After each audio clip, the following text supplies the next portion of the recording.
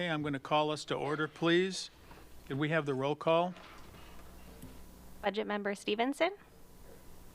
Commissioner Roberts. Here. Commissioner Dyer. Here. Budget Member Sevick. Here. Chair Morris. Here. Okay, first item on the agenda after roll call is election of presiding officer. Do I have any nominations for presiding officer? Chairman Craig, I would like to renominate you, Craig Morris, to serve another term, please. I'll second that. Thank you.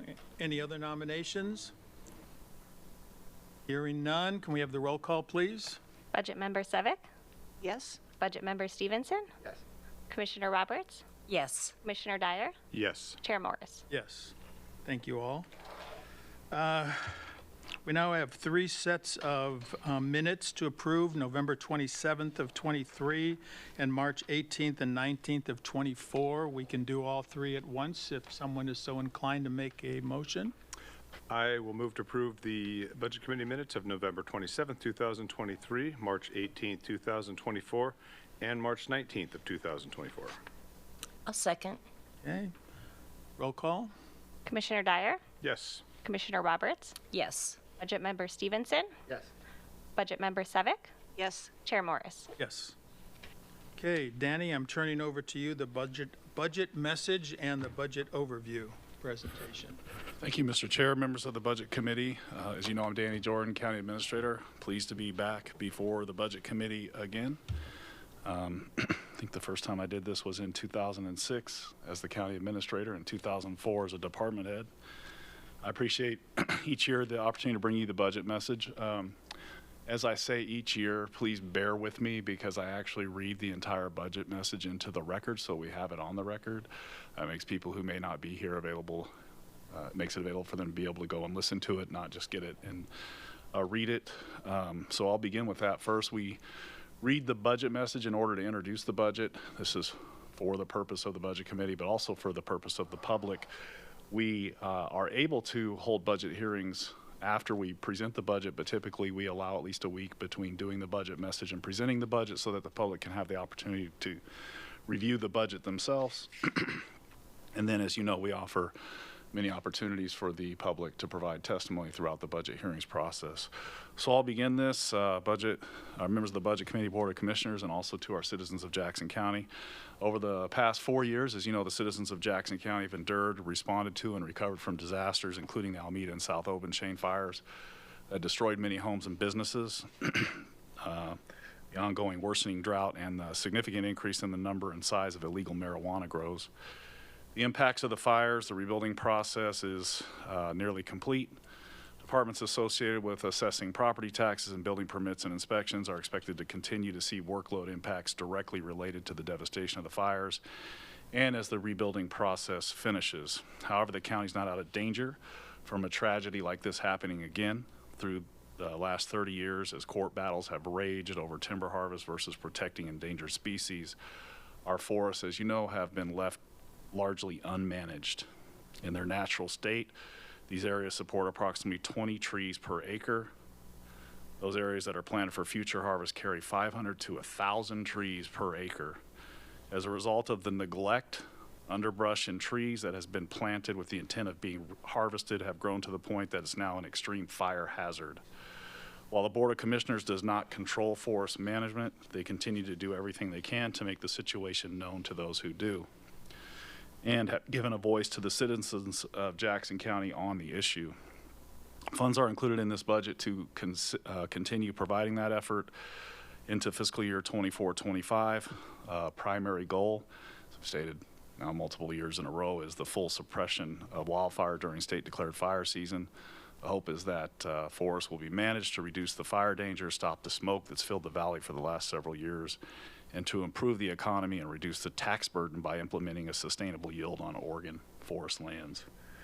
The ongoing drought continues to have an impact on citizens, businesses, and outdoor recreation activities. Our Water Master's office has seen an increase in the water-related calls and complaints. The Water Master and environmental public health programs have grant funding available to assist citizens with drought-related issues. Jackson County Parks expecting normal water levels, but some boat ramps may be inaccessible during the summer months. With the Oregon legalization of marijuana in 2014 and the 2018 Farm Bill classifying hemp as a farm crop, and the removal of hemp from the Drug Enforcement Administration's schedule of controlled substances, the perfect storm was created for increases in illegal marijuana grows in Jackson County. The actual impacts of legalization of recreational marijuana and industrial hemp in Jackson County has far exceeded any initial estimate of those impacts, and include also violations of codified ordinances of Jackson County and the Jackson County Land Development Ordinances, or county codes. Violations of state criminal laws, violations of state laws regulating cannabis production, and violation of state water laws. In 2015, the Code Enforcement Program initiated 604 cases related to violations of county code, of which 0 were related to marijuana production or processing. By fiscal year 21-22, Code Enforcement had initiated 1,878 cases related to violation of county codes, of which 1,094, or 58.25% of all cases, were related to marijuana production or processing. To address this dramatic impact, the Board of Commissioners did declare a local state of emergency by Board Order 215-22 that allowed the Oregon Department of Agriculture to enact a moratorium on new hemp licenses for the 2023 growing year, which was expected to reduce the illegal market operating in Jackson County. That moratorium expired March 31st of 2024. Through the efforts of and the additional resources dedicated to law enforcement and code enforcement by both the county and the state, and the moratorium on new hemp licenses in fiscal year 22-23, the number of cases related to marijuana production or processing reduced to only 40.49% of all code enforcement cases. And in fiscal year 23-24, the percentage of code enforcement cases related to marijuana producing and processing are projected to only be 21.74% of all cases. Law enforcement's also been able to make a significant impact in reducing illegal cannabis-related cases.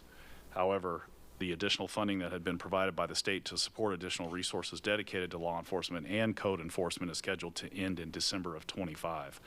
Both the Sheriff's Office and County Code Enforcement Program will have reduced capacity to respond to what may be a substantial increase in the number of illegal cannabis-related activities and code enforcement cases. In March 2015, the voters of Jackson County approved Local Ballot Measure 15-133 for the county to tax the production and retail sale of medical and non-medical marijuana in the county. As you know, Oregon House Bill 3400 prohibited local governments from enacting any tax or fee on the production, processing, or sale of marijuana, with the exception of a local tax on the retail sale of recreational marijuana, which was capped at 3%. House Bill 3400 also enacted Oregon Revised Statute 475B.700 to ORS 475B.760, establishing a statewide tax on the retail sale of marijuana, with a portion being distributed to local governments in Oregon meant to provide revenue to deal with the ongoing local impacts of the marijuana industry.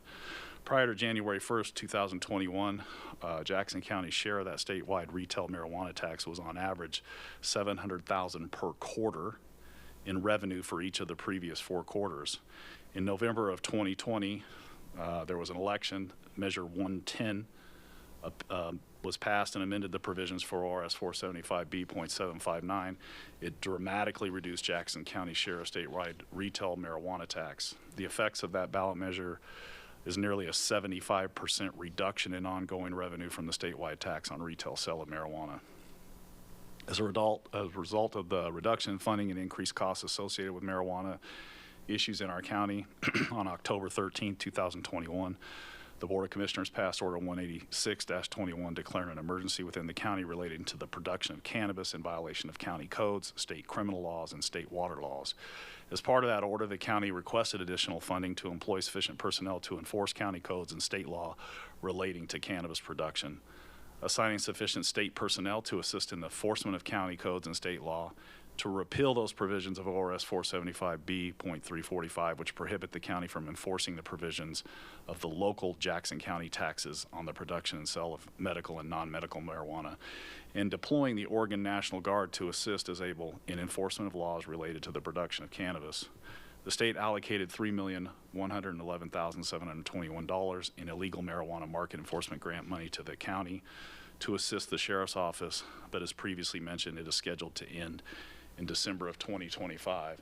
I do want to say we requested approximately $10 million, so we got about 1/3 of what we actually needed to fully address the problem. In preparing for the year ahead, the total recommended Jackson County budget for fiscal year 24-25 is $640,479,766. The adopted budget for fiscal year 23-24 totaled $611,574,452. This recommended budget for fiscal year 24-25 continues on the principles adopted in fiscal year 23-24. Changes for 24-25 included that Health and Human Services will receive state funding for behavioral health housing in the amount of $4,165,450. It'll be used for the community housing program. The county did experience an increase in self-insurance premium expenses. This is for all self-insurance of 23%. That happened pretty much nationwide for all local governments. Full-time equivalent positions are up from 960.7, which were adopted in 23-24, to 964.85 recommended for fiscal year 24-25. Personnel expenses increased by $7,424,671, or a 6.17% increase due to increases in personnel-related expenses. The recommended budget reflects our best effort to address the issues we face given the priorities set by the Budget Committee and the Board of Commissioners, which is to preserve public safety and health-related services. It also maintains minimum state mandated services and keeps the Budget Committee direction not to backfill state-funded services when state funding is reduced. All funds are balanced. Sufficient funds are budgeted to provide appropriate cash flow for the following year. All funds that include debt service are balanced in accordance with Oregon municipal debt law. The budget message is organized into 5 major categories. This is designed to give the reader an overview of county issues, priorities, and finances. There are the county mission statement and strategic plan goals, long-term financial and other matters that impact the recommended budget. Excuse me just for a second. Short-term financial and other initiatives that impact the recommended budget, significant departmental and fund highlights and issues for 24-25, and processes used to develop the budget and organization. The county's adopted a mission statement and strategic plan goals as a guide to plan for the provision of services. The mission statement and strategic plan goals are not in any priority order. They're numbered only to assist the reader with abbreviations used elsewhere in the budget, and all the strategic plan goals are equally important. The mission statement goals are as follows. Jackson County's mission is to provide public services that protect and enhance the quality of life in the county as determined by the people, laws, and available resources. Strategic plan goals include to protect the health, safety, and well-being of all citizens, provide opportunities for all citizens to prosper by promoting the economic development of the area, work to assure responsible development that both enhances and maintains the natural attractiveness of the area, make recreational, learning, and cultural opportunities accessible and available, provide and maintain multiple transportation systems, utilize current and future technology to enhance transparency in a cost-effective manner to provide essential services to the county. And I just have to take a break and tell you, when I was driving back from lunch, my window was down, and the guy on the radio said, "It's a beautiful day unless you have allergies." And I'm not joking, I am struggling right now. Okay.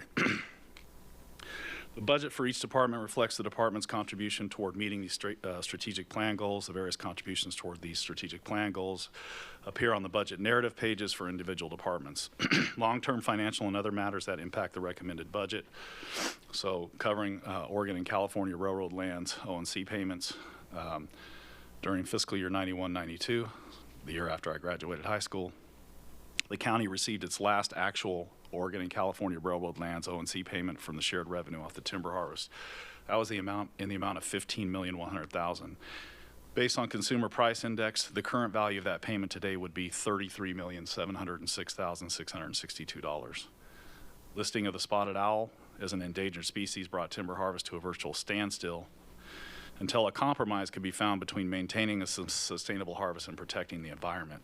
In recognition of the financial devastation this caused rural communities such as Jackson County, whose main industry centered on logging and timber mills, the federal government provided a series of revenue grants known as the Secure Rural Schools and Community Self-Determination Acts, or SRS, from their general fund until a compromise could be found and logging could resume.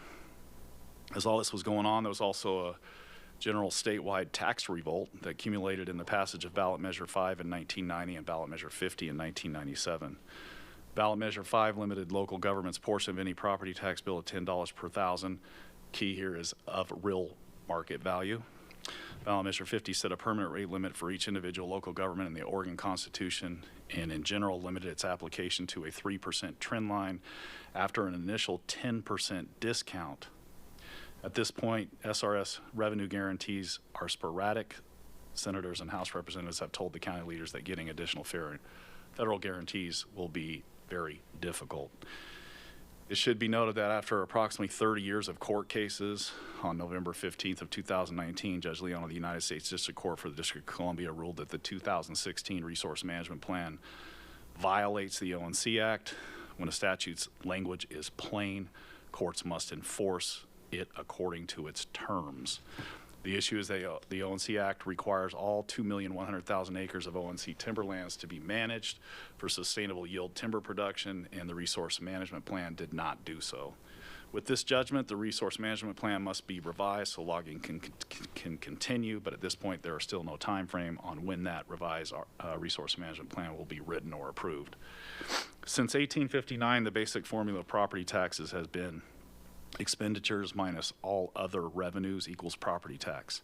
So that counties such as Jackson County, who received ONC payments, which were considered other revenue, have permanent rate limits that are much lower than those counties who did not receive ONC payments. To illustrate this fact and to provide perspective, those counties that receive ONC payments, their permanent rate limits per thousands of assessed valuation are as follows: Josephine County 0.5867, Curry County 0.5996, Coos County 1.0799, Douglas County 1.1124, Klamath 1.7326, Lane 1.3793, and Jackson 2.009. The rates of those counties with little or no ONC payments are as follows: Clackamas County is 2.9766. Yamhill is 2.5775. Multnomah is 4.3434. Washington is 2.2484. And some of the northeastern counties are even higher, with Wheeler County being 8.5266 and Sherman County being 8.7141. Since the rate limit was added to the Oregon Constitution, the only way to change it is a statewide measure. There are no sales tax in Oregon, and local government does not receive a direct allocation of state income tax.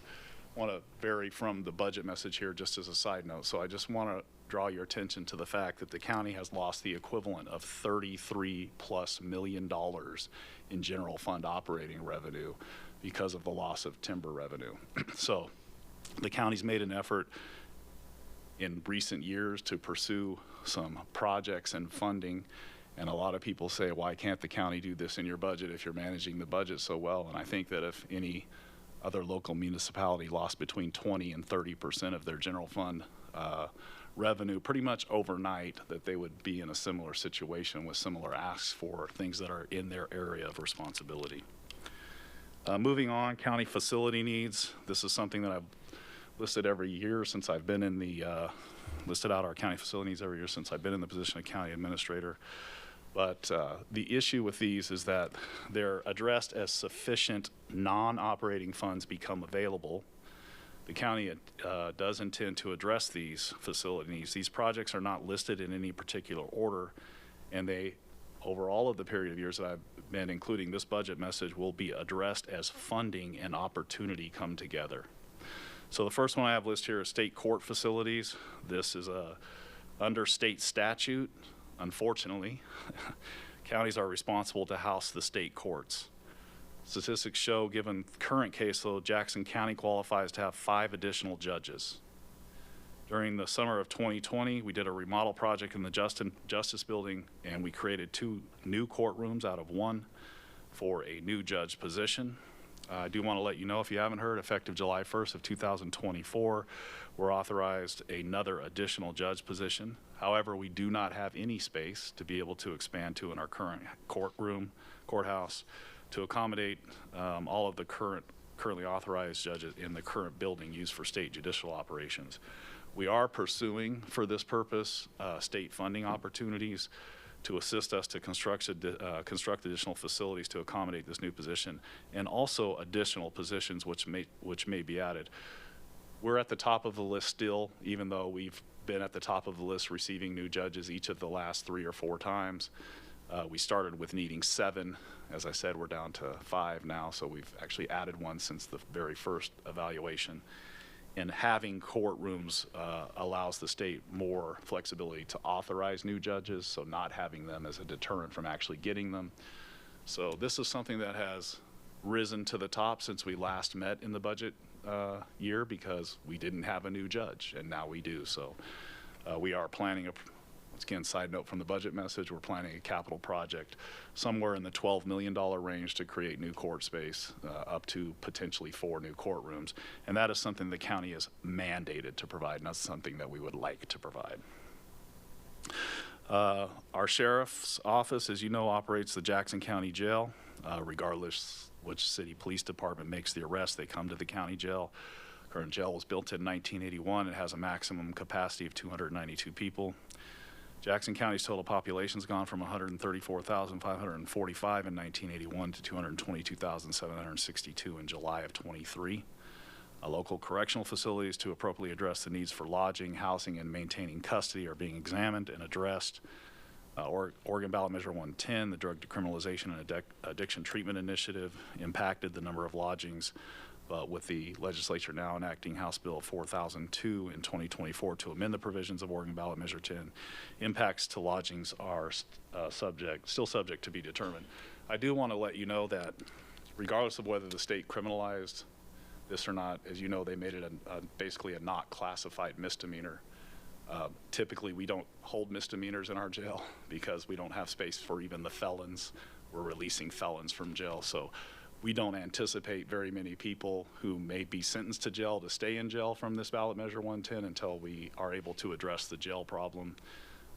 The goal of the bill, House Bill 4002, is to actually not have those people end up jail, but to essentially divert them to treatment opportunities and other locally created program opportunities. The animal shelter, the current facility is undersized. It was built prior to 1975. We think around 1961 or so. Since then, the model of care has changed, requiring the shelter to house more animals for longer periods of time. The multi-use pandemic response center at the Expo during fiscal year 2021, Jackson County did experience the COVID pandemic, as you know, the Alameda and South Oban chain fires and a broken water pipe, which flooded our first floor of our Health and Human Services building. Our buildings at Expo were used for vaccination centers, and evacuation center for those who lost homes in the fires, and office space due to the floods. These events, in combination with a lack of indoor recreational facilities, highlight the need for additional adequately equipped facilities. When I talk about capital projects in my presentation, I'll cover those a little bit more. The county is subject to property tax and debt limitations. There's a number of the tax and debt limitations imposed by Oregon law. There's a complete schedule of those limitations found in Appendix A to the budget message. With regard to debt service, information specific to debt and planned projects is included in Appendix B to this budget message. Remember, this only includes planned projects for the coming fiscal year, so we're working on a lot of other projects, especially capital projects that may require debt that won't be included in this budget because they're not part of the fiscal year. With regard to fiscal policies, complete lists of adopted fiscal policies that have been applied to this budget are found in the final budget document. Every effort is being made to find less expensive ways to provide quality services. Regarding short-term financial and other initiatives that impact the recommended budget, there are a number of factors affecting the recommended budget for fiscal year 24-25. As you know, there was a steep increase in inflation. That and the mitigating rise in federal interest rates are having an impact on many departments. Premiums for insurance policies are increasing at a rate higher than inflation. It's impossible to project the total impact of these events at this point, as they'll continue on for several years. However, known factors with a direct impact on the recommended budget that we are aware of are outlined below. The American Rescue Plan, Jackson County received $42,850,728 from state and local fiscal recovery plan authorized by the American Rescue Plan Act. The county expended approximately $3,775,336 projects on various projects in the fiscal year 22, 23, and 23, 24. Those included ventilation systems in various buildings, disinfection, UVC light robots, storage area network replacements, water lines replacements at roads, and improved audiovisual system in the county's conference rooms. The county does intend to use approximately $39,075,392 of the remaining funds for the construction of the multi-use pandemic response center at the Jackson County Expo. Mentioned previously, it's being budgeted in capital outlay. In addition, the county received $4,257,418 in what's called local assistance and tribal consistency funds. That was actually used to offset general operations in the prior fiscal year and in this fiscal year. Not in the proposed fiscal year, but the fiscal year we're currently in. With regard to personnel, non-represented employees or management and confidential employees and the service employees international union groups are budgeted to receive a 4.6% cost of living increase in addition to whatever normally scheduled step increases for those that are eligible. The Federation of Oregon Parole and Probation Officers, or FOPO, group is budgeted to receive a 4.1% cost of living increase in addition to step increases for those who are eligible. FOPO and SEIU increases are based on their collective bargaining agreements effective July 1st of 2022 through June 30th of 2025. The Jackson County Sheriff's Employees Association, JCSEA group, is budgeted to receive a 3.8% cost of living increase in addition to step increases for those who are eligible. JCSEA increases are based on the collective bargaining agreement effective July 1st, 2023 through June 30th of 2026. The fiscal year 24-25 general fund budget includes a contingency in the amount of $10 million. Contingency consists of one-time funds not available on a continuing basis. Contingency is actually included in the fiduciary portion of the general fund budget. The total contingency for all funds is $27,841,282. It's less than 15% limit, which is set by state law that the Board of Commissioners can reallocate without a supplemental budget public hearing in accordance with Oregon's local budget law. Each year, the county does carry forward funds necessary to meet cash flow projections in the general fund until either federal O&C receipts can be received and or property tax payments are received. Those funds are included in the general fund ending fund balance in the amount of $15,811,985. Information can be found in the general fund fiduciary beginning on page 133 of this budget document. In addition, sufficient funds are budgeted as an ending fund balance and reserves for all operating funds to provide appropriate cash flow for each of those funds' individual cash flow requirements to meet their operating needs, as well to anticipate potential larger one-time expenditures for the fiscal year. Individual budgeted information can be found on each fund's summary page in the appropriations section of the budget document. Going over significant department or fund highlights for 24-25, our airport did experience some reduced air service flights due to primarily a nationwide pilot shortage, which decreased their average daily flights from 44 in fiscal year 2021 to 35 in fiscal year 21-22, and again in fiscal year 22-23. The airport is always working on attracting new airlines and our new routes to destinations not currently served. The airport capital projects will continue in fiscal year 24-25 as the result of the Federal Aviation Administration and Connect Oregon grants. Also, the airport is in the early planning stages for a terminal expansion. Community Justice increased their FTE from 134 to 136. The focus of the director will continue to be to develop and deploy training programs to educate staff on best practices, cultural agility, implicit bias, gender equality, diversity, responsivity, and equity. The department will continue to increase services at the Resource Center for all clients released from the county jail and from the Transition Center, including combating the opioid epidemic. The county clerk's been negatively impacted by inflation as the sharp increase in federal interest rates have had a direct impact on the quantity of recorded documents, which is a key function within the office. Development services, our wildfire resiliency permit center that was created to assist wildfire survivors with expedited planning, building reviews, cease operations. Just did a news release on that last night. You might have caught it in the news.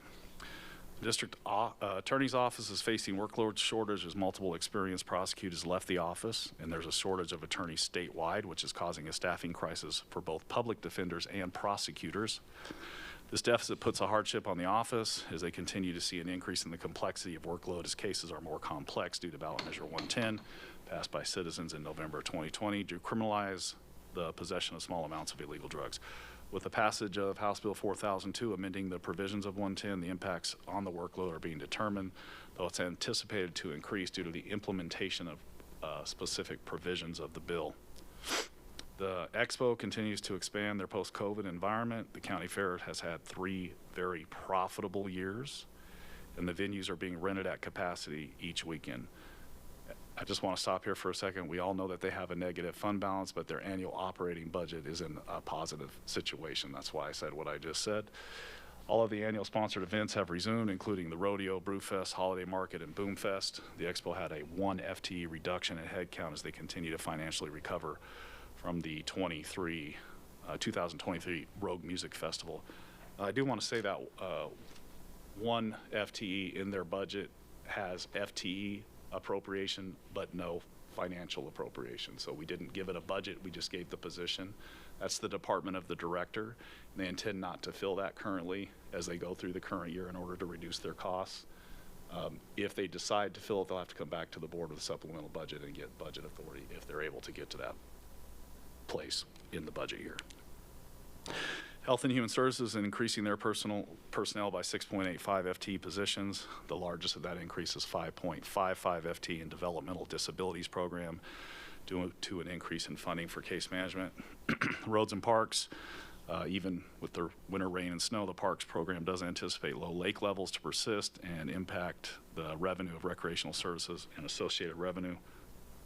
The department will continue the construction of the county's portion of the Foothill Road, Delta Waters Road to Dry Creek Road project. That project's being partially funded by federal dollars and will straighten numerous curves, add dedicated turn lanes and intersections, provide wider shoulders, and make additional safety improvements to the narrow high-speed roadway. Following this project will be the improvement of Foothill Road from East Vilas Road to Corey Road, which is currently in the pre-design phase. Sheriff's Office does continue to struggle with an outdated jail, an increase in forced releases, and increase in mental health and homelessness in the Rogue Valley. Jackson County Jail has a high number of inmates compared to other similarly sized counties in the state, including those that were due to ballot measure 11 passed by voters in 1994, which imposes long mandatory prison terms for 16 designated violent and sex-related offenses. In addition, the impacts of the November 2022 passage of ballot measure 114 are still to be determined, as the constitutionality of ballot measure is challenged. If implemented as written, this places an unfunded mandate on law enforcement that will require the Sheriff's Office to issue a permit to purchase a gun in the state of Oregon. With regard to processes used to develop the budget and organization pursuant to Oregon law, the budget's reviewed and approved by our Budget Committee, which consists of 3 members of the Board of Commissioners and 3 lay members. The Budget Committee was convened in a special public meeting on November 27, 2023. During that meeting, the county budget policies were reviewed and agreed upon by the committee. County administration provided information on items that affected the budget. Priorities for the budget development were defined by the Budget Committee, and budget targets were set for the applicable departments. Budget meetings were held by me, where department directors and elected officials had the chance to talk about the financial aspects of the requested budget and any differences with the recommended budget versus departmental requirements. Those meetings took place on March 18th and 19th. They were public meetings, but no public testimony was heard. The Budget Committee hearings on the recommended budget will be held on April 16th and 18th of 2024. Public's invited to attend these hearings in person in the courthouse auditorium. During each day of the presentations and review, there will be scheduled opportunities for public comment. Budget deliberations will begin at the conclusion of the reviews on April 18th of 2024. The Budget Committee meetings are open to the public, and public testimony is always welcome. The lay members of the Budget Committee serve as the county's elected officials' salary committee. That committee will meet on April 16th, 2024 at noon. At the meeting, they'll develop a recommendation for elected officials' salaries and present it to the full Budget Committee for action on April 18, 2024.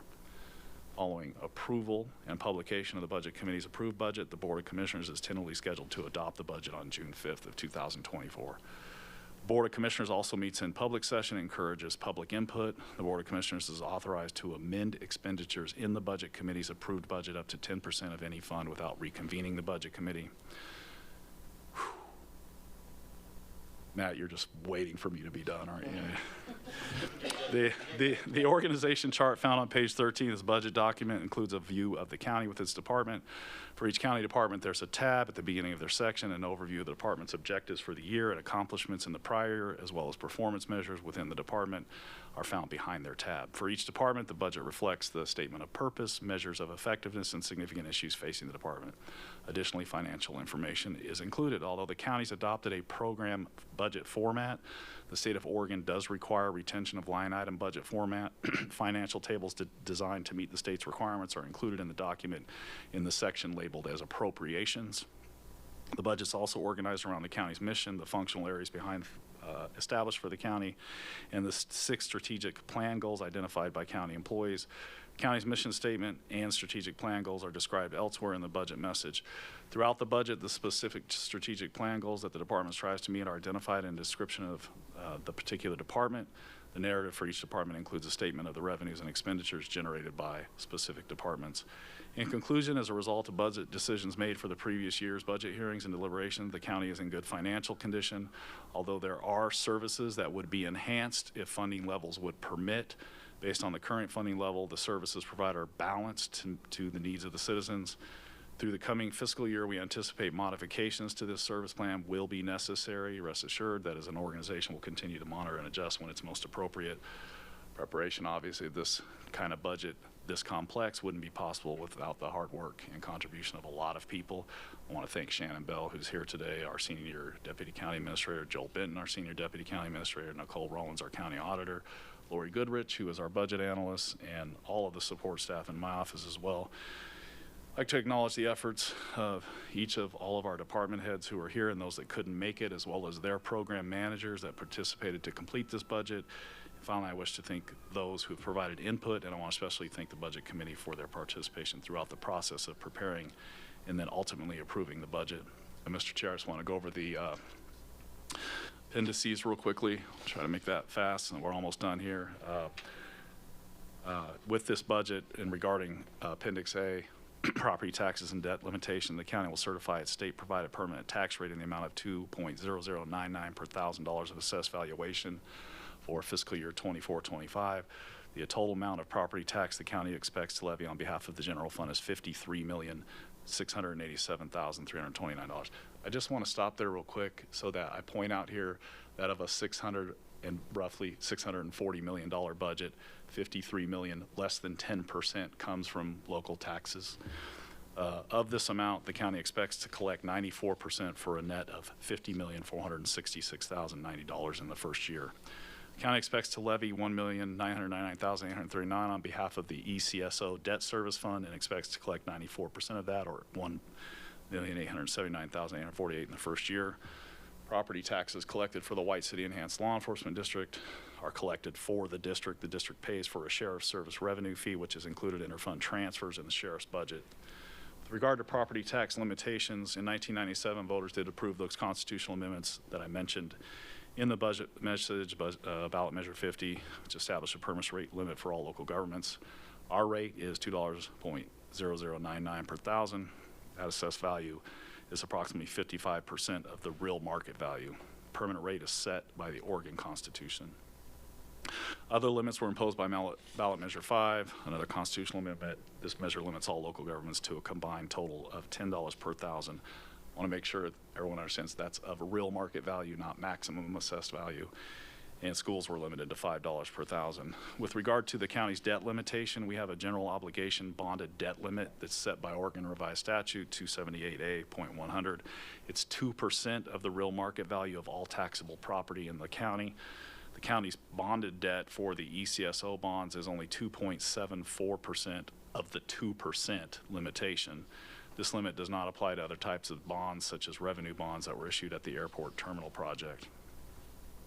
Regarding the airport debt, as you know, almost all of you know, because Matt wasn't here, I don't think, but in 2007-8, we did issue $19,955,000 in airport revenue bonds to complete the funding package for the new terminal and airside improvements. Two types of bonds were issued: Series A non-AMT in the amount of $13,480,000, and Series B AMT in the amount of $6,475,000. In May of 2013, we issued $3,590,000 in airport revenue bonds with an interest rate of 2.84%. Proceeds were used to refund $3.355 million of outstanding 2007 Series B airport revenue bonds, which had an interest rate of 5.169%. That refunding reduced future debt service payments by $420,602 and resulted in a significant economic gain. The difference between the present values of debt service payments on the old and the new debt of $414,995. The 2013 bonds were paid in full in December of 2023.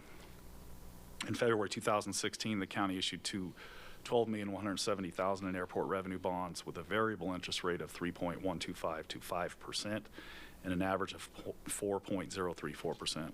Proceeds were used to refund $13,480,000 of outstanding 2007 Series A airport revenue bonds, which had an interest rate of 5.169%. That refunding reduced future debt service payments by $4,825,168 and resulted in an economic gain of $2,457,284. The budget for fiscal year 24-25 includes debt service in the amount of $1,114,046 for the 2016 bonds, projects financed by federal grants, and passenger facility charges. Each ticket purchased by Air Travels includes $4.50 that reverts to the airport to be set aside for passenger facilities. Most airports in the U.S. do utilize the PFC opportunity with ticket purchases. The final payment on that debt will be made in 2038. Projected maturity and payment schedules can be found on page 37 of the budget document. Regarding the ECSO, or Emergency Communications of Southern Oregon debt service for those begins on page 137. Its projected maturity and payment schedules also be found on page 135 of the budget document. In November of 2019, voters approved bonds in the amount of $28 million to bring emergency communication towers and radios up to current standards. At the end of fiscal year 2019-20, the county issued $23,870,000 in general obligation bonds to finance the ECSO capital projects. Bonds were issued at a premium with a coupon rate of 3 to 5% and an average of 3.964%. Net interest to the county is about 2.48%. The budget for fiscal year 24-25 does include debt service in the amount of $1,763,250, which is funded with additional property tax revenue designated for debt service payments. And we do have one street improvement LID project called Ironwood Leafwood, Jackson County Roads, Local Improvement District, Bancroft Bond, Series 2009. That bond did mature March 1st, 2024, and has been paid in full. Thank you, Mr. Chair. I'm done reading.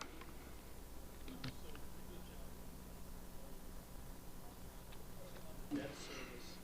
So these three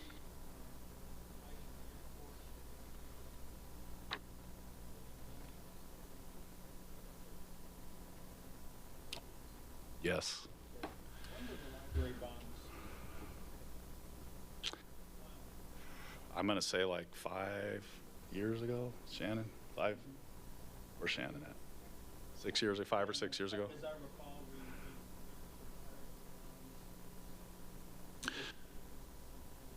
We didn't do the library bonds. We did we paid the juvenile bonds off 7 years early. Library bonds, we didn't retire early. We had to wait until the bonds were paid in order to transfer the facilities to the separate library district. Yeah.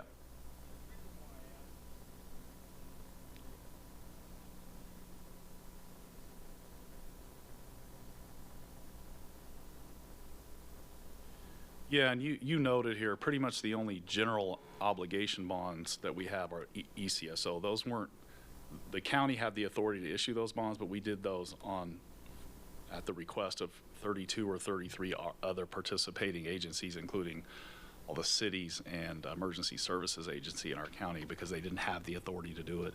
The project isn't a county project, it's an ECSO project. We just basically serve as the fiduciary agent as a bond issuer through our bond financial counsel and bond advisor. So the other debt is paid for by revenues the projects generate. Thank you. Yeah, Colleen?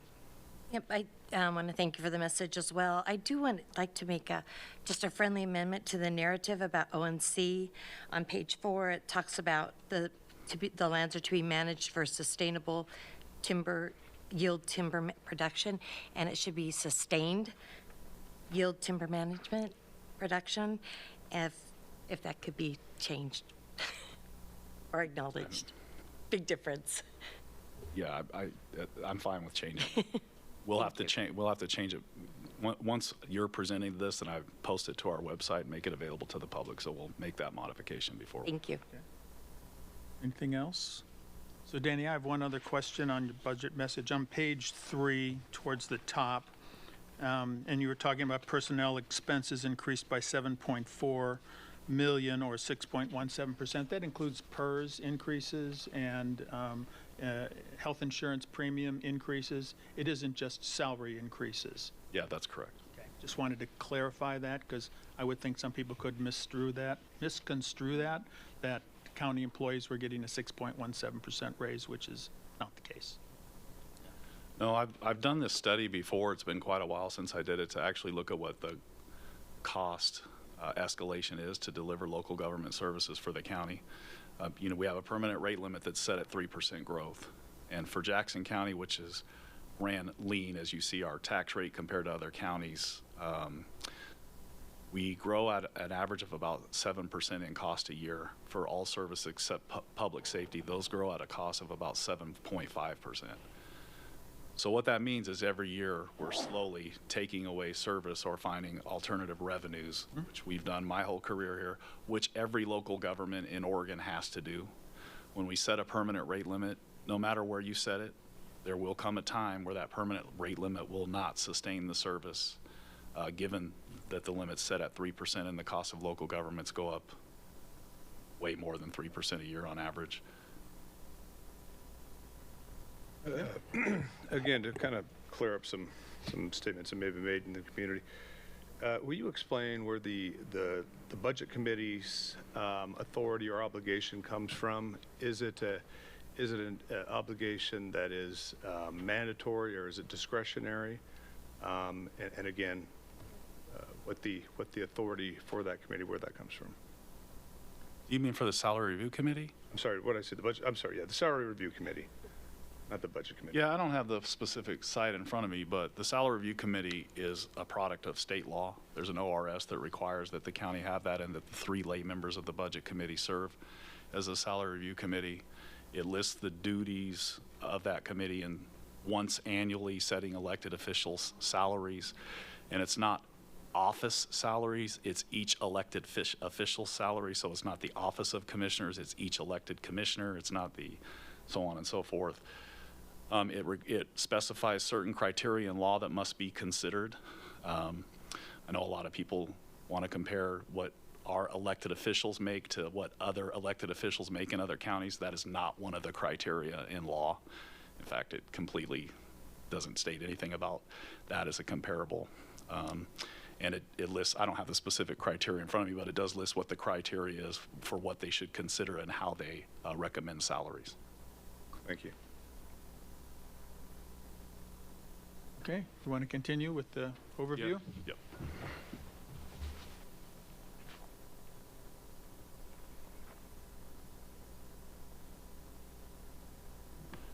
Is this all ready to go?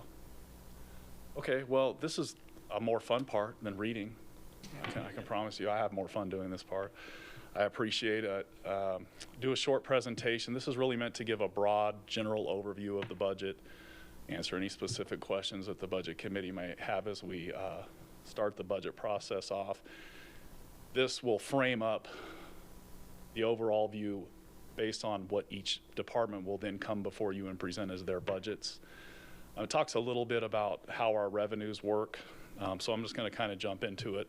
I like starting off with where we stand as we move into fiscal year 23-24. The best way to do that, I have a little short video here that goes over our annual audit report. So this is a year ending June 30th. Last year, we don't get the audit done until the end of December. It doesn't get presented till the budget to the Board of Commissioners probably until January or February. So this isn't old information. It's just it's older information, but just recently available to us, but it'll give you a good idea of where we stand as we move in to the current year we're in, which will reflect on the budget that I'm proposing for next year. To ensure accountability and transparency, state statutes require local governments to undergo a yearly, rigorous financial audit conducted by an independent CPA firm. To review the 2023 fiscal year, Jackson County brought in Moss Adams to audit its financial performance and present their findings to the Board of Commissioners. For the last several years, Jackson County's audit results have shown nothing but healthy financials and responsible use of the budget. And 2023's results were no different. I have listed up here 5 audit reports as part of our audit. The first one is over your financial statements, or ACFR, and we issued a clean or unmodified opinion over the financial statements. That means we were able to get comfortable that the financial statements were materially correct in accordance with the GASB principles that you follow for accounting principles. Now we're going to talk a little bit about what's in the numbers of the financial statements. This slide is presented on your full accrual revenues. So when you're looking at your revenue, you can see that last column there is your total revenue. And you can see that it has trended upward over the last 4 years. However, when looking at where those numbers come from, you can see that it's mostly driven by your grants and contracts numbers. Your charges for services, as well as your property tax numbers, have just incremental increases year over year. And the majority of those grants and contracts and that increase is really related to funding that has come out of the pandemic. So you've had the coronavirus relief funds, the ARPA funds, and so that has contributed to that growth in your grants and contributions. And it's probably something to highlight here is your grants and contributions are really restricted resources. When you receive those funds, they have to be used for a very specific purpose.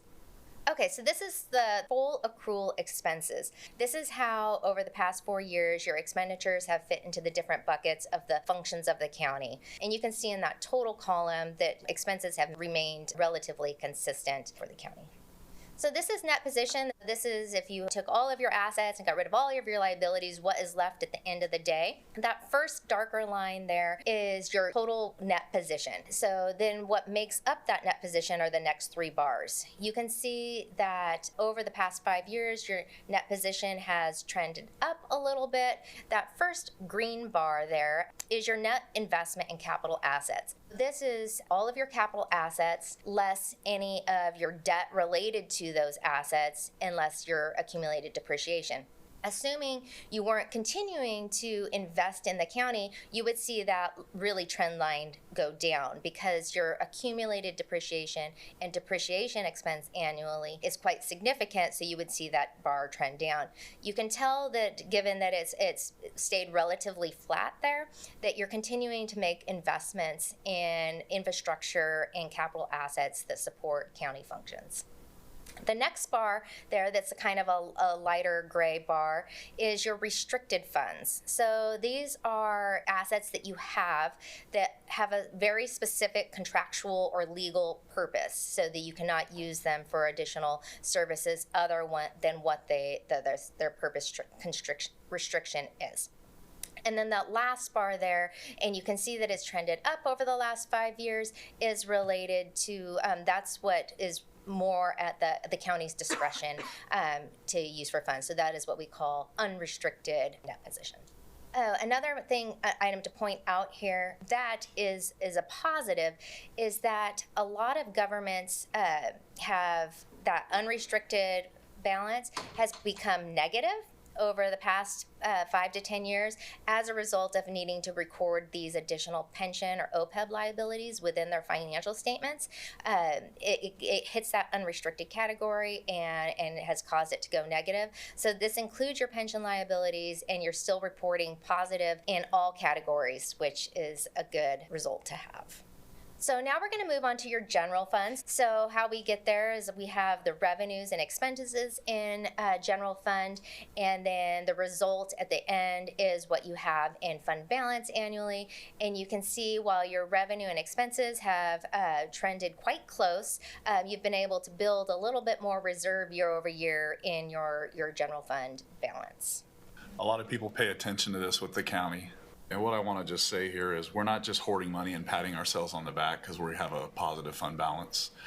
Over the last 16 years, and that it's reflected in our capital assets. We have taken those fund balances on the general fund and dedicated fund side and made huge investments in capital projects as opposed to go out and ask taxpayers to raise new taxes to pay for those. Some examples are we built a new district attorney's office, which was much needed. We built a new justice court, which was much needed. We remodeled our sheriff's office and moved them, which was much needed. I could go on and on, but you get the point. Over on the restricted fund side or dedicated fund side, where we carry big balances, so people will say, well, the county has $200 million in fund balance. That roughly $100 million over on that side goes towards things like we're getting ready to expand our airport terminal, so we carry a fund balance there, so we don't have to go ask taxpayers to pass new taxes to pay for these things. If we were hoarding all of that money, this would be closer to probably $500 million over the last 16, 15 years. So we are making those investments. And this fund balance, while it's not spent, there's a portion of this fund balance that is also going to go towards or potentially go towards capital projects like a new jail. So we have some money. We haven't raised all of the money, but most places don't have any of the money to contribute towards those capital projects. We've paid all cash for them, either through dedicated funds or general funds or through bonding them by ways that don't burden our taxpayers, like revenue bonds at the airport where the services we deliver pay for those costs rather than taxpayers paying for those costs. It's worked out quite well for us. We've also taken that, and people focus on this, well, you should put this into, let's say, buy mental health service or help with the homeless issue, which we spend a lot of money on all of those things as well. But those are ongoing operating costs, and this is essentially one-time money. Once you spend it, it's gone. So we don't build programs and services with one-time money, because then when it's gone, we can't sustain those services. So we've invested this money in capital projects and also in projects that help us reduce our operating costs or generate revenue for us. A great example is we invested money in an RV park. We spent $10 million on that, and that generates about $1 million in revenue every year to the Parks Fund, and it will continue to do that in perpetuity. So those are examples of why we have these funds. We're not sitting here hoarding them and not using them. We've used them to not have to go out and ask our taxpayers for more funds. And I want to say that because people focus so much on this and these fund balances, and I think it's important they know that. A statistic that a lot of governments utilize or look at, especially when setting reserve balances or what they're trying to save, a good balance might be at least 1/6 or about 17% of your current year expenditures. Clearly, the county is sitting at about 100%, but obviously this is a very, very healthy fund balance to support your expenditures. But it's important to always have some level of reserve within your general fund because of that time period between June and October, November timeframe when you start receiving your property tax funding. You can see this is the county-wide debt, and over the past 4 years, you're only seeing declines there, no additional new debt. And this just shows a little bit what you're working with and a comparison between the property tax rate in Jackson County versus some of the counties in the north, and just looking at the difference there and what you're working with. This clearly showed within the slide that I had on the revenues, looking at your property taxes, where you're just having very, very incremental increases in property taxes. It speaks to what Danny was talking about, not asking the taxpayers for additional funds. As long as I've worked with you, this has been the property tax rate, and then you can see what the counties in the north are working with. And I actually think one of those counties is at $6. We look at the past and we plan for the future, and we in our budget, the budget team, our departments, our administration plans for even future events to keep our financial forecast in a real strong position. And I really admire that, and I think our county really benefits from that. Just shows, again, it exemplifies the excellent leadership we have top to bottom, especially administration, finance, audit. These departments work extremely hard. These reports don't just happen to be as stellar as they are. It's because of hard work, and I always want to make sure that we acknowledge that. And just, again, touching on what Danny touched on as far as our reserves, the fact that we're able to make these necessary capital improvements out of reserves when they come up, when they're necessary, and not have to ask taxpayers, for additional for bonds to pay for these and pay additional property tax is an incredible benefit that I don't think people necessarily realize or appreciate.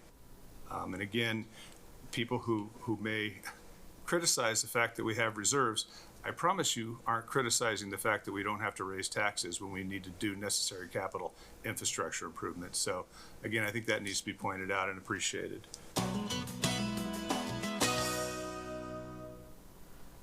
So as I said, year ending June 30th last year. We'll get one June 30th for this year that really will reflect on next year, but it kind of gives you a rough idea of where we're at. I cover this just to kind of try to simplify things for the public. Government budgeting can get pretty complex, and a lot of people get confused about the difference between operating revenue and non-operating revenue, and just the different types of revenues and expenditures. So operating revenue is revenue that's constant and predictable. So we can pretty much predict and know what it's going to be year to year. Property taxes is one of those things that's constant and predictable. O&C revenue used to be constant and predictable. We don't put that in there anymore. It's getting more and more difficult to depend on operating revenues that are based in fees. For example, in our clerk's office, when we base the operations on documents being recorded and we don't have documents recorded, then we don't have the revenue to run the department. We have non-operating revenue. This is that one-time funds that we have. It's fund balance, it's reserves, it's windfalls, things like if we sell a piece of property and have $500,000, we don't go start a new program on that $500,000 because pretty soon we'll be ending that program on that one-time funds. We have dedicated revenue. Honestly, the biggest part of our operating budget is dedicated revenue. It comes for us for a specific purpose. We have to use it for that purpose. I've heard people in the public say, well, you want to build a new jail, why don't you use the $250 million in fund balance you have? A big portion of that fund balance, for example, comes from the airport, as I said in the video, and that fund balance has to be used at the airport. The fund balance in the road fund has to be used on roads. The fund balance in Health and Human Services has to be used in those programs, so on and so forth. And then we have non-dedicated, so the purpose of the use is discretionary. The budget committee typically focuses in on how we're going to spend non-dedicated operating revenues. So that's typically where you have the discretion and you're really looking at service delivery throughout the year. When you look at our budget, you can see that non-dedicated operating revenue that you focus on is only 9% of our budget. We would love for it to be more of our budget, so we had more discretionary control over our budget. You see the dedicated operating revenue there is about 37%. So when you look at operations, you see a huge portion of it is just dedicated. And then the other side, the green and the purple there, they're basically the dedicated non-operating revenues. So those are the fund balances in the airport, human services, and roads. And then the non-dedicated operating revenue, that would be things like ending fund balance, contingency, and reserves. You can see that we carry a larger dedicated non-operating fund balance than we do a non-dedicated non-operating fund balance. So when you look at just our operating budget, this is how it's broken down. Almost 80% is dedicated. So $233,452,395 of our almost our $293,674,506,000 our $506 budget is dedicated. We don't have discretion over where it gets spent. That 21% are basically $60 million, which our total budget is $640 million, so about a little less than 10% is where we get to make the decisions. You get to make the decisions. And when you look at that portion, this $60 million, you'll see that the majority of it gets spent on public safety. So it says 78% up there. I'm going to say it's actually closer to 80% because if you look at the health department, that 7% includes funding for jail medical services because they oversee the contract in cooperation with the sheriff. So it doesn't leave a lot of funding for other services besides sheriff, community justice, and DA. I would say 8% in the assessor's office is really very important because that's how all of the local governments and taxing entities get their money. So if we try to take money from the assessor's office, that has pretty much a dire impact across the board. 4% for internal services is really kind of low overhead. I think even nonprofits would agree with that, so we run pretty slim on overhead costs. This is something that everybody pays a lot of attention to, and I always get asked by the budget committee. So in the recommended budget, so these, I do want to explain one thing here.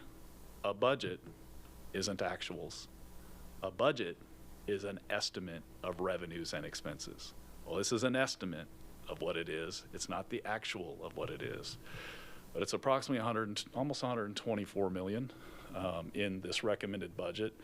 In the current year, it was projected at almost 120. I will tell you right now, the difference between what it was projected at 120 and the actual, which will be about a little more than 4 million more, is mostly due to significant increases in one-time funding of interest income from those fund balances, higher than expected earnings, and then also an under projection of the ending fund balances from the general fund departments from the prior year. So they came in more under their budgets than we anticipated.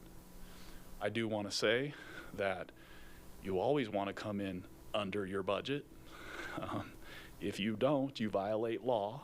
So if you come in over your budget, you violate the appropriation, and it's law violation. And typically you do come in under. I will say that when you budget, it's a GFOA best practice to budget revenues conservatively, meaning low, and budget expenses conservatively, meaning high. So we purposely budget that way. It's recommended by GFOA to do that. It does fall within the realm of the possibilities of revenues and expenditures, and it's an estimate. The portion here that's probably most relevant in the coming budget, because we have several projects that we're proposing. We haven't proceeded with proposing yet a new jail. We're in the process of developing a survey for that. We have the need to build a new courthouse. We're working on the Expo project, and we're looking at a new animal shelter.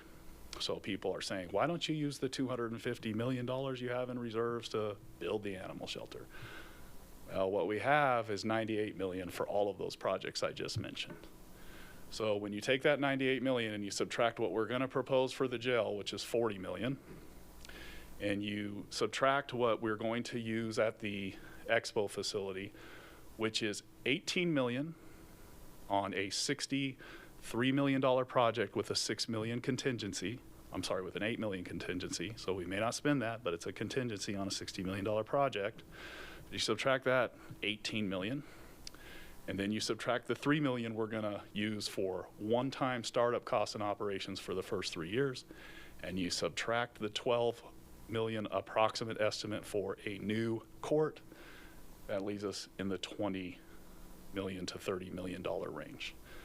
That's putting me in an uncomfortable spot, to be honest with you, because it's a very low reserve on a $640 million budget.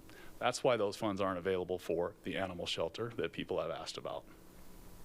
If you look at the general fund cash reserves, we have to have those to operate. If we don't keep them there, we have to go borrow the money to get through the first 3 or 4 months of delivering county services and programs. General fund contingency is actually part of the budget. We put it in contingency because it makes it available to use by board order.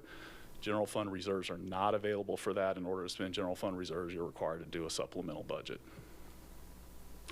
But that's where we stand there with the general fund. When you look at total reserves, contingency, and ending fund balance, we're going to be at about $276,409,229. In the current year, as I said, to almost $250,000. As I said in the previous slide, the general fund portion of that's roughly $124. That includes contingency, cash flow, and ending fund balance and reserves, and the dedicated fund portion is $152 million. As I said before, that's all dedicated funding, so it can't be used for a new jail, it can't be used for a new courthouse, it can't be used for an animal shelter, it can't be used for an expo facility. so on and so forth. So this is just meant to be kind of a broad bar graph of the depiction of what I just explained in the budget message, but essentially you see our personnel service costs are going up. I do expect those to ramp up over the next couple of years as we're still seeing very significant inflation. We've seen significant inflation in materials for sure. Our capital outlay dropped mostly because we finished a big portion, that includes all capital outlay of the Foothills Road project. Debt service, special payments, interfund transfers are all flat. Contingency doesn't just include the contingency for the general fund, it includes contingencies in all funds. So some of our funds are reserving a little bit more in contingency than they had before. I think that's because we've seen a lot of inflation and need to have a little bit of extra room. And then our ending fund balance and reserves grow. And I think that does a pretty good job explaining that. And that was the fun part. I didn't see anybody having too much joy in their face, but willing to add to your joyous moment if you have any questions for me. Yeah, so Danny, I'd like to have you talk a little bit about the animal shelter budget. As I recall from our meetings in March and from last year, that last year's budget for the animal shelter was increased, for the current year, and that we're going to sustain that level of budget, or is there another increase for the animal shelter budget? Yeah, so let me go back a little ways. We lost the ability to use people that were participating in our transition center program. I will say there's been some posts on social media saying that we're allowed to use those people who are adults in custody. The problem is those people aren't adults in custody. Adults in custody can do work, but these aren't adults in custody. The transition center is a non-custody facility. People can come and leave free of their will, with the exception of being directed to be there. There's no locks or that kind of stuff. So losing the ability to have those people do it, which I'll also say I put in place back in 2004 when I was here because I thought it was a good idea, meant that we had to hire a lot of people. So that caused a significant increase in the budget. I'll say some poor management on our part of not having contracts in place, of not having liabilities covered by insurance, of volunteers doing work with our property was also an issue where we needed to add some staff to have some more control and oversight. And so we had a staffing cost increase to that. So most of the cost increase have been due to personnel in that budget. And that is really to cover the need for operations and what we believe to be the need to cover our responsibilities and liabilities. Some people want us to depend on volunteers to do that. That's the last thing I'm going to do. We'd love to have volunteers. We want their assistance. But for services that we're mandated to provide, we're not going to be put in a position of having to rely on somebody that doesn't have to be there. So with that said, we did see a significant increase in the budget. In last year's budget, that was mostly paid for by fund balance. That was general fund balance within the Health and Human Services Fund. But it was a significant shortfall. Moving forward with inflation, considering through next year, it's probably a total, looking back, a total of about $800,000. It wasn't at the time, but carried forward through 2 years, it's about that. So what I proposed in the current year was to cover part of that with an off-the-top allocation to the animal shelter. Now, I want to tell you that this isn't meant to last in perpetuity. So if we don't create some kind of funding mechanism for operations, I'm not even talking about capital project, I'm just talking about operations, we will cut back operations in our animal control program. We will have to. This was one-time funding that we took off the top, and I just want to tell you, I did talk to the budget committee about this with my intention of doing it. It was $400,000. As you saw, about 80% of that general fund goes to public safety. So by taking that money off the top, the biggest impact was to public safety. You'll see in our sheriff's department that partially resulted in the cut of 5 positions. And being that public safety is the budget committee's #1 priority, I don't think the budget committee will want to sustain doing that at the cost of the sheriff's office or the DA's or community justice as we move forward. So it's meant as a one-time funding gap. Now, my plan is to do that again next year, and that's going to have an impact, hopefully, until we get to the point where we can pass either a levy, a bond, a district. If we can't do all of those things, we will be cutting that budget down. There are a lot of things that we do in the animal program that I don't think the public understands that we don't have a mandate to do. Now, I'm going to give you the extremes, but we don't have to run a shelter. We don't have to adopt animals. We don't have to spade and neuter animals. There's a lot of things that we don't have to do. If you look at probably the closest to that model, you could go to Marion County. They have the Marion County Dog Control Program. If you look at their stats, the first year they did it, I think they were euthanizing about 38% of the dogs that came into their custody. What happened over the years is that shelters and other programs didn't like that, and they began stepping forward and taking the animals. Here, those animals mostly stay with us until we get into a pinch like we did last week, which we, in my opinion, managed very well. We took some public criticism for having poorly managed the shelter because all of a sudden we got 40 or 50 dogs dumped on us within a couple of days. So for some reason, somehow, that's poor management on behalf of the county. And I want to just acknowledge my staff who dealt with that. They made the announcement early in the week. By the end of the week, we were down below 70 dogs, and we were in the 50s 2 days later. The biggest contributor to that was Oregon Humane Society. Sharon Harmon, who's the executive director there, and I talk frequently. I really appreciate them stepping up. I also appreciate our local shelter stepping up and our local community stepping up to help us move those animals out. But that could become a model where we take the animals, after 5 days, we own them. So either the shelters can take them, and we don't have to continue to hold them, and then we move to a model that is not desirable. Right now, if we go back to the day we had over 120 dogs, I think it was around 26 of them were adoptable because we're not able to spade and neuter them quick enough to get them available for adoption. And that's including bringing on our own veterinarian services and using outside services. So if we decide all of a sudden, and spade and neutering is expensive, we all of a sudden decided we're not going to do that anymore, we're not mandated to, we're just going to adopt them out as soon as we get them. There are a lot of things that aren't beneficial that I don't think we should do, but they're not mandated for us to do. So what we're proposing, we believe is the best potential outcome, is to create a permanent revenue for the animal shelter. Some people disagree with how the shelter should be designed. I'm not even there. The shelter's not done being designed. We have a conceptual drawing and that's it. A lot of people have said, well, what's the shelter going to look like before we vote on it? Well, I can tell you this, that in order to get that done, we have to do design development and programming and draw documents, and we anticipate that will cost about $800,000. And we're not going to spend $800,000 before we know if the public is willing to support building a new shelter or not. Well, that's not going to happen. People want to have input. That input will happen, but it won't happen until we know we have funding available to proceed with getting the input. So right now it's 100% conceptual. People are criticizing the concept right now, which is just amazing to me because in the end I think there's a lot of personal animosities, some really abnormal obsessions towards the county about this issue, and people that are just making things up. I'll give you an example. There were social media posts that we euthanized 17 dogs and it fired a bunch of people up. It's a lie. It's not true. We didn't euthanize 17 dogs. The people that are posting that are perpetuating a lie, and they have the public up in arms.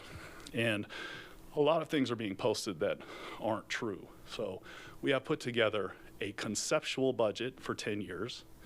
Everybody knows you've been here more than 10 years, and I think the two commissioners have been here 10 years, and April's been here more than 10 years. If we were projecting our budget 10 years ago for today, it wouldn't look like it looks today. So it's conceptual. There are all sorts of things that could change that. You know, we may have other opportunities for revenue that would offset the need to use general fund or a tax district. We don't know that today. We're not going to plan on the assumption. There was literally a proposal that we just go ahead and build the shelter now and then figure out how to fund the operating costs after we build it. And I will tell you, I will 100% never recommend that. That is the most ridiculous thing you could do, is to build a shelter and not know how you're going to pay to run it. So we have a proposal that we're taking around to the cities. We have the option, if they agree, and they're not agreeing to the district, they're just agreeing to allow people to vote on it, which is amazing to me that some people are trying to block their fellow citizens from being able to vote on something. But there are people trying to do that. If they refer it, we'll try to create a district. That district would fund debt service for a new facility, yet to be completed for design, and also fund operations. Now, with that said, we will continue. We're not trying to pawn off our obligation or our costs. We're going to continue to contribute general fund that we contribute now in addition to these additional costs. Some people have criticized some of the additional costs, saying, well, you could use volunteers for this, or you could use volunteers for that. I think I've explained myself with volunteers. We love volunteers. They supplement all service. We're just not going to depend on volunteers for a service that we're mandated to do. And I will tell you that the last year of experience has shown me that that's only proven to be more correct, in that when we made a decision that our volunteer group didn't like, there was other consequences from that volunteer group that came along with that. And so I don't want the county to be consequenced when we have to make a management decision that someone doesn't like, because we're depending on their service, and then, you know, we have no control over what the response is. So I am purposely not depending on volunteers, but I am not purposely not wanting volunteers. We still want volunteers. One of the things we proposed in our services district is to have a volunteer coordinator, and someone has said, well, FOTUS has 300 volunteers, why don't you just use FOTUS? We want to use FOTUS, and we're going to use FOTUS, but there's some other things we want to do with a volunteer coordinator. One of the errors on our part in management was to not have training on county policies and county requirements for volunteers. FOTUS would do their own training. Every county employee and other volunteers that come for the county that will operate a vehicle in the conduct of county business or with county property takes a defensive driving course. Commissioners have taken the defensive driving course. It's an 8-hour course, and we document that. We need training like that. There are legal mandates for sexual harassment, workplace, hostile work environment trainings. We need to be able to do those trainings and document that. We need to be able to document, which we couldn't and FOTUS couldn't provide, that the people that are volunteering for us have updated criminal histories, that they have, if they're going to be driving a vehicle or operating vehicles on our time, that they have insurance, that insurance is current and valid, that they've named the county as additionally insured. Personally, I've not seen one property that's named the county as additionally insured. They have insurance, but these are all management issues that we need someone to coordinate from our side. That's not the only reason, though.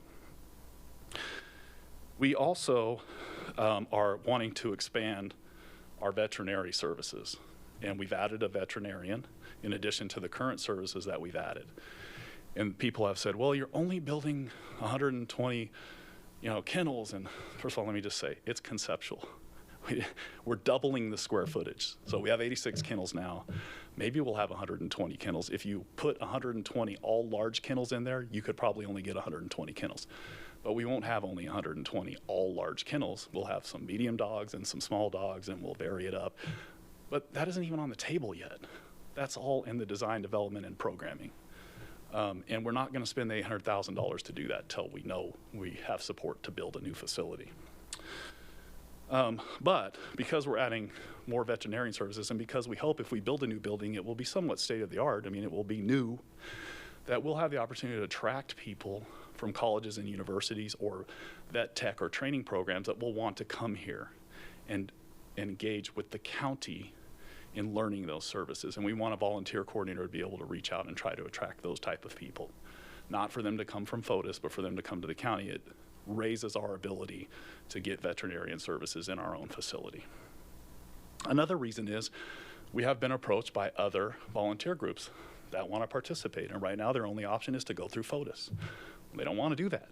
So what are we supposed to do? Say, sorry, but you got to go through FOTUS. We don't do that anywhere else in the county, where you have to use a third party if you want to volunteer with the county. And frankly, we don't feel like you should have to do that. We feel like if someone wants to do it, great, and we'll use that resource. But if someone wants to volunteer directly with the county, we need our own volunteer coordinator to do that. And over the last year, of all of this issues that people have came before the board to complain about decisions the county management staff have made, there's been some vitriol towards our staff, It has created a hostile work environment for our staff. It created a hostile work environment for some members of FOTUS themselves. Actually viewed a FOTUS meeting where the executive director cautioned other FOTUS members to not harass or pressure other FOTUS members who didn't want to be part of attacking the county over the issue. Some of those people who volunteer for FOTUS for us, who didn't want to be part of the we're going to attack the county because we don't like what they're doing, asked us if they can just volunteer with us directly. We want the ability for people to be able to do that. So those are the reasons why we added a volunteer coordinator. One of the reasons why we don't build 200 kennels right up front, number one, is we've picked a site where now we have plenty of room to expand. So we don't think we need to build 200 kennels right now because we don't need them. But if 5 years from now or 10 years from now we need more kennels, then we can approach that. But also, because we're adding veterinarian services, which we think is a much more efficient way than holding dogs a long time in kennels, we believe we'll be able to turn the dogs over quicker when we make them available for adoption quicker because they're getting spayed and neutered quicker. So our goal is not just to hold more dogs for longer periods of time, it's to turn the dogs quicker and get them out.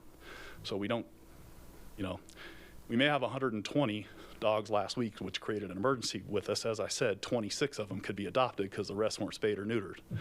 If we had 70 of them that were spayed or neutered and they could have been available for adoption sooner, we probably wouldn't have got in that situation. Now, do I know that for sure? No, but I think it's a best practice.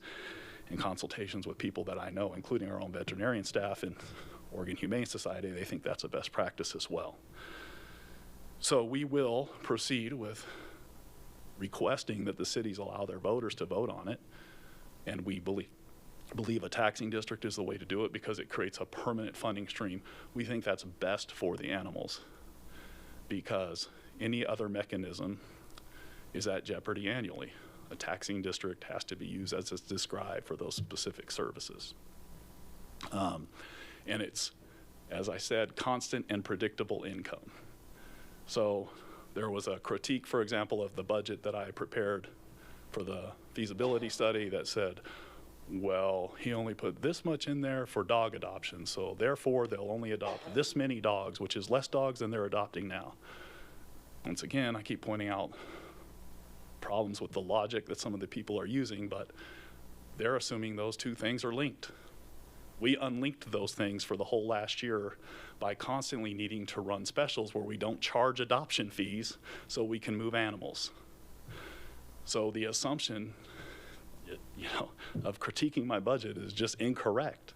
Those two things aren't linked. Now, I will say I purposely budgeted those things on the low end of revenue, GFOA best practice. I told my board at the time, I didn't consider the number of adoptions. I increased revenues at 1% annually. Very low threshold, conservative prediction for revenues, purposefully. Because even if we have more space, we still want that tool to be able to offer no-cost adoptions. We think it's a great tool. But if we budget a certain amount of revenue, that locks us into not being able to do that, or else we're not going to be able to meet our budget target.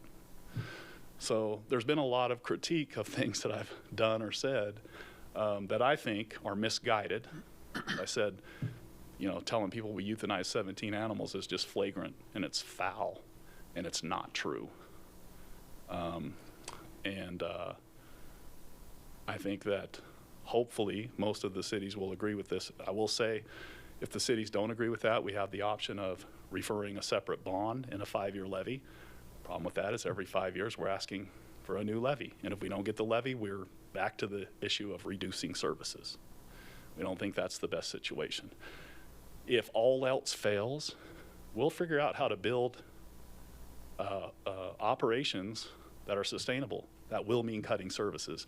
And it also may mean not even building a new shelter. We may stay in the shelter we're at, but just cut back the amount of inventory that we can hold there and cut back the programs and services we offer, because we don't have additional operating revenue. You all set the budget targets. You see what it is. If we need more operating revenue, it's taking it, and it's mostly taking it from public safety. And this time, taking it resulted in the reduction of 5 positions in the sheriff's office. We're going to do that again next year, and I assume it will have an impact to the sheriff's budget as well.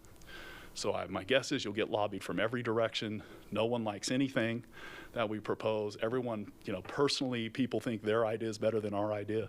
I'm not stuck on the idea, just so you know, I'm not stuck on the idea. The conceptual drawing versus how the shelter turns out, I want it to be the best shelter possible. So we'll take all input we can take. If we didn't design it great for one reason, we want to hear why. But we need to wait till we get to that point. Like, now's not the time. Now's the time just to say, is this feasible? Is it possible? I do want to say one more thing, that there's been also a lot of comments on social media that all of a sudden, out of nowhere, the county popped this out, March 26th, that they're going to create a district. Well, I would encourage anyone who thinks that to just go to the RV Times or go to Google and run a search about the Jackson County Animal Shelter. Use the key term, feasibility study. If you go to the paper, you'll probably find 10 to 12 articles going back over a year where I've said, we're conducting a feasibility study, and the purpose of a feasibility study is to create a service district. There's no other reason to do a feasibility study. That's the only reason. So for either people didn't understand, which isn't really, I don't think, my responsibility, that they don't understand what that meant, because we explained it. I explained it multiple times here, right before the public. So it's not something that just popped out of nowhere. We did the first conceptual drawing in 2020. We did a follow-up conceptual drawing mostly because of the cost changes from 2020 to 24. Back when I said we could do this, the cost estimate was 8 to 10 million. Now it's 15 million. We can't do 15 million with no additional help. We can't do it, so I'll just state that right now. I did say back when it was 8 to 10 million, and what I meant was, when I said we could do it, I meant we could build it with the minimal service. I didn't mean we could build it with all the bells and whistles and services that we would love to offer for animals in our community. So, and at the time, we didn't have the need to build a new courthouse either. So we have those competing interests for things that have changed. So there's a lot rolling on there. You probably got way more of an answer than you wanted, but I 100% appreciate the opportunity to address some of the things that have been going on, because, it's really, when it comes right down to it, the suffrage is going to be for the animals, for everybody fighting over whether we need 120 beds or 160 kennels, or whether I like that you did this or don't like that you did that. Those things will get worked out in the process of moving through and getting ultimately to a new shelter. And I do want to tell you, this is I mean, it's because we say we're building a new shelter. Even if this does pass, we're literally 3 years out before anything changes. So the more pushback there is on it and the longer it takes does it, we can get 5 and 6 and 10 years out, like we did with the jail. Yeah, so Danny, this is obviously a very charged subject. There's no question about that. Yeah. Last year, the Budget Committee, without reservation, approved the increase in the budget for the animal shelter based on recommendations from you and your staff. Like I said, without reservation. Hopefully, we will continue supporting that. I can't speak for future budget committees. Me either. So I don't know, how that all plays out. But, what you raise about borrowing money, or if you will, or taking money in our budget from that would have possibly gone to the sheriff or other agencies in the county is something for us to be concerned about. I think that I'm confused clearly about the issue and the pushback on the special district. Totally. When we can look back at the success of the libraries, they closed because the operating levy that had supported them for a long time was renewed, I don't know, every 5 years, 2 years, 3 years, I don't remember anymore, failed. And there was no money to keep the libraries open, and they closed completely. And then we finally figured out, the Friends of the Library came forward and started an initiative with the commissioner's support to get a special district. And it passed because people wanted to see the library open. They have their own board of directors made up of people who are friends of the library, who believe in the library, support the library, and are knowledgeable about libraries, run it and make decisions. So why the Friends of the Animal Shelter are not just jumping over backwards to get a special district where they could build their own board Not and special manage district. it. It's not a special It's district. not? I thought you said it was. Service district. Oh. That's why they're not jumping over backwards. Yeah, well, a I mean, special they've district. posted, Yeah. they've posted on social media that they don't, the county wants control of this. Let me tell you, we have the mandatory responsibility for it. It's in statute. It's not like libraries. Libraries are not required. Animal control is required of the county. It's in law. Now, can we delegate that? Yeah. And, you know, some people have said, well, they won't work with a nonprofit to take it over. Yeah, we will. Bring us a proposal. I'll tell you what, Douglas County contracts out their service for $160,000 a year. They get first right of lodging. You know, the county's served first. That, if you took just a population comparison, that would be $320,000 for us. If people want to step up and offer to do what they do in Douglas County for us for $320,000, I'd be the first one to jump up and down and say, take it all. Nobody's doing that. And in Douglas County, they have, and in some of these other counties where they have nonprofits, they have a lot of capital, a lot of funds. The funds that we have received from FOTUS, direct funding to us, the maximum for, if you look back over the last 6 or 7 years, is $70,000 in a year, direct funding to us, all the way down to about $22,000 in a year. When we receive that funding, we receive it with directives. It's not, we can use it where we think we need, it's where they want us to use it. And that's problematic for us. So we'll take it, and we'll gladly take it, and we'll do what you'll pay for, but that doesn't necessarily fix our operating issues. So that's the difference in the issues. And there can be a special animal district. And so that could potentially be a resolution. However, that district is designed really for the shelter function, which is really where FOTUS is involved with us. They're not really involved in the animal control function per se. For example, this last week, when we announced we had an emergency, which I think was the first time in my career ever we did, and I think it was the best thing to do. We got the best possible outcome. We reached out to FOTUS immediately and said, hey, do you have any room in your foster program? And they told us no, they don't have any room in their foster program. So depending on that is problematic for us. Like, we need to build our own capacity and use supplemental capacity that other agencies, including FOTUS, can provide. As I said, in this case, the biggest contributor was Oregon Humane Society, and to be frank with you, for the last year, it's been Oregon Humane Society.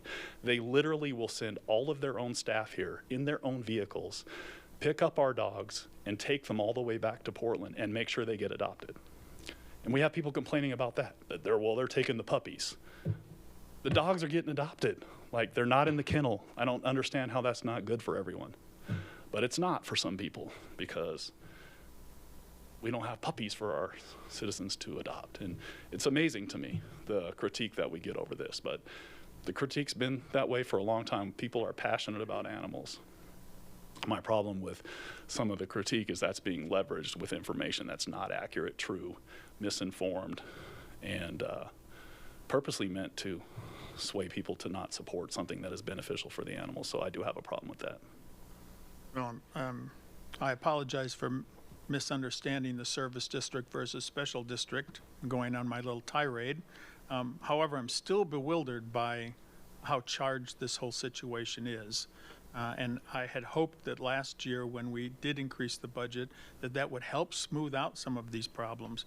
You're absolutely right, Danny, that, you know, the issues of providing appropriate training and following appropriate laws to protect individuals, whether they be volunteers or employees, is a best practice that's employed in every well-run organization in the United States. So why there'd be any challenge to us taking the steps to implement that is totally beyond me. But Well, I'm sure we'll hear why again. I suppose. I mean, I'm sure we'll get Yeah, some right. opinions Others, about that. You know, I just want to say, it seems a little disingenuous when you are hung up on who is going to be on the governing board of this district, when the bottom line is it's going to create a revenue source that's dedicated to this service one way or another. And that should be what matters. That should be the only issue that's really at concern here is, are we going to be able to, again, create this dedicated revenue for a service that's necessary, that has been identified as a needed improvement in our community, and we're fighting, or we're hearing the major concern is who's going to man the governing board of this district. I think that's way down the list of things that should be a consideration on whether it's a. I do want to say something. So we met with FOTUS. Some of the people who are outspoken with this, FOTUS told us they do not represent the people. Some of these people that are outspoken, those people do not represent FOTUS. They don't speak for FOTUS. We're moving in a good direction with FOTUS leadership. We have talked to them about being able to return to taking animals like to PetSmart to help us get them adopted. We stopped that for all of the reasons that I said. I do want you to know there was never I can't find, we can't find, they can't find, never any contract to allow this stuff to be occurring. It just kind of organically started happening. And it's great to do, but we all need to have our bases covered. And so the way that we've been working now, rather than having all of these checks and balances that I mentioned, insurance and training and all those things, is we've told them, we'll transfer ownership to you. So if you're really invested in this, take ownership. Well, whoa, there's some hesitation there. But FOTUS is interested in engaging in that. That works best for us. And then there's no complaining about you're responsible for training your people. You're responsible for all those things that right now we're a party to. And I'm take us out of it. You want to, be able to help take the animals. That's fine. I have no problem with that. So we have met with their new president. He said he would like to help us figure out how to get a new shelter. Very supportive of trying to move forward in a positive direction. But there's some naysayers behind the scenes that are still out there chomping at the bit to try to cause controversy. And I think a lot of it's just personal animosity. And like I said, in my opinion, abnormal obsession. But some people get hooked on things, so. Okay, well, I think we've talked about this long enough, unless there's anybody else. Colleen, no? Okay. I guess I just want to say Mike's support at this juncture is that it's at a stage for the public's. What kind of service does the citizens of Jackson County want? And an opportunity for the voters to weigh in. And that's important. Irregardless of group's decision, that the voters get to decide what service level they want from the county. And that's, to me, what's important and where we can go from here. So we'll see what happens with that. Yeah, we've got some great questions from the cities we've been to. I'll tell you, it's amazing to me, the gamut of differences of opinions about this. So I'm not going to cite anybody's name, but we've got all the way from, well, if you got 86 beds and you got 100 dogs, why don't you just euthanize the ones that are over the cap? We got feral cats. Are we allowed to hunt them? To you're not adopting enough animals and you don't have enough beds. I mean, the gamut is like this out there. And it's amazing to me. Like, I feel like there's no place we're going to land where we're going to please anybody. So I think that's probably the best place to be. Yeah. Okay. All right. Well, thanks, Danny. Yep. Thank you. All right. I just want to remind everybody that we have our hearings next week on Tuesday and Thursday, start at 9 a.m. And unless there's some other issue that needs to be painfully brought up,